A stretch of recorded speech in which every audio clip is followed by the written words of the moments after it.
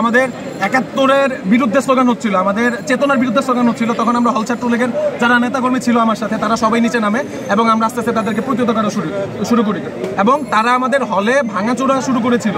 তখন আমরা আস্তে আস্তে হল ছাত্রলীগের নেতাকর্মী এবং সাধারণ শিক্ষার্থী সবাই এক হয়ে তাদেরকে পিছু হটতে শুরু করি এবং আমাদের হাতে লাঠিসোঁটা নিয়ে আমরা বেরোই, কারণ তারা আমাদেরকে আক্রমণ করতেছিল এবং আমরা প্রতিহত করার জন্য যতটুকু দরকার আমরা ততটুকু করেছি। এবং দেশরত্ন শেখ হাসিনার নামে এরপরে থেকে যদি এই ক্যাম্পাসে কোনো ধরনের বিপক্ষে স্লোগান হয় তাদের প্রতি কড়া হুঁশিয়ারি রইল, তাদের এই ক্যাম্পাসে আমরা রাখতে দিব না। এবং আপনারা জেনে থাকবে বেশিরভাগই আমাদের ঢাকা বিশ্ববিদ্যালয়ের কোনো শিক্ষার্থী না, যারা আমাদের হলে ঢুকেছিল বেশিরভাগই ঢাকা বিশ্ববিদ্যালয়ের শিক্ষার্থী না, তারা জামাত শিবিরের পোষ্য এবং বিএনপির পোষ্য। আপনারা এটা দেখবেন বিভিন্ন চিহ্নিত সিসিটিভির ফুটেজ আছে এবং আমরাও হল থেকে সিসিটিভির ফুটেজ নিব এবং আমরা চিহ্নিত করব কারা আমাদের হলের ভিতরে ঢুকলো। এবং আমাদের এটা কোনো অবস্থান কর্মসূচি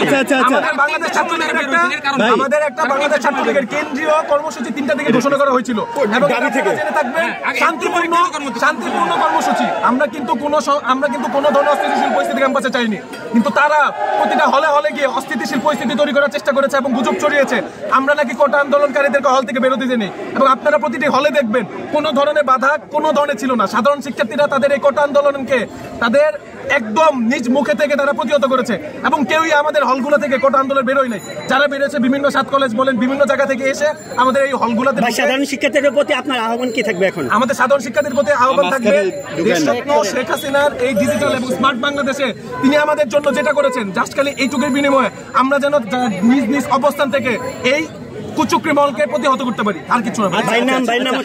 আমি মোহাম্মদ মেহেদী হাসান শান্ত, বঙ্গবন্ধু ছাত্রলীগের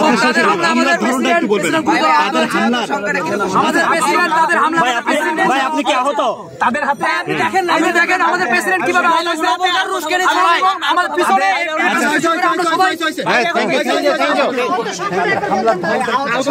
তাদের হাতে চাপাতি ছিল এবং তাদের হাতে তারা প্রচুর পরিমাণে, আমরা যেটা দেখলাম তারা প্রচুর পরিমাণে প্রিপারেশন নিয়ে এসেছিল।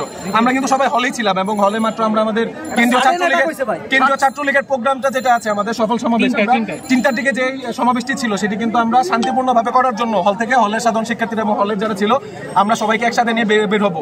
ওই সময় আমরা দেখি তারা পুরো ৩ থেকে ৪ হাজার ছেলে পেলে হলের ভিতরে ঢুকছে অস্ত্রসহ এবং ধারালো অস্ত্রপাতি থেকে শুরু করে ইট পাটকেল থেকে শুরু করে যা আছে সব। এবং তারা আমাদের বঙ্গবন্ধু হলের পিছনে যে গেটটা আছে ওই জায়গায় ক্যান্টিনে ভাঙচুর করছে এবং যে জায়গায় হলের হাউস টিটোর আছে সেই জায়গায় ভাঙাচুরা করছে। তখন আমরা সাধারণ শিক্ষার্থী এবং হল ছাত্রলীগের যারা নেতাকর্মী ছিলাম তখন আমরা বেরোই এবং তাদেরকে প্রতিহত করার জন্য আগাই। যদি আমরা এই প্রতিহত না করতাম তখন কিন্তু তারা আমাদের হলের রুমগুলোতে আস্তে আস্তে চলে যেত এবং তাদের মেইনলি প্রিপারেশন ছিল হলে যারা ছাত্রলীগ করে ওই রুমগুলোতে যাবে এবং ভাঙচুর করবে এবং যে কোনো একটা পরিস্থিতি সৃষ্টি করে আক্রমণ করে এই ক্যাম্পাসকে একটি মানে অস্থিতিশীল পরিস্থিতি সৃষ্টি করে তারা একটি সরকার পতনের আন্দোলনের দিকে যাচ্ছিল। এবং আমরা মোটামুটি ভাবে এই আমাদের যে হলগুলো আছে সেই হলগুলা প্রতিহত করে আস্তে আস্তে আমরা এদিকে আগে। আচ্ছা, ছাত্রলীগ প্রেসিডেন্ট সাদ্দাম ভাই বলছিল যে তারা আসলে তিনি তার ব্যক্তিগতভাবে দলীয়ভাবে এই কোটা আন্দোলনের বিপক্ষে তিনি না, আন্দোলনকে তিনি সমর্থন জানিয়েছিলেন। এই মানে পরিবেশ তো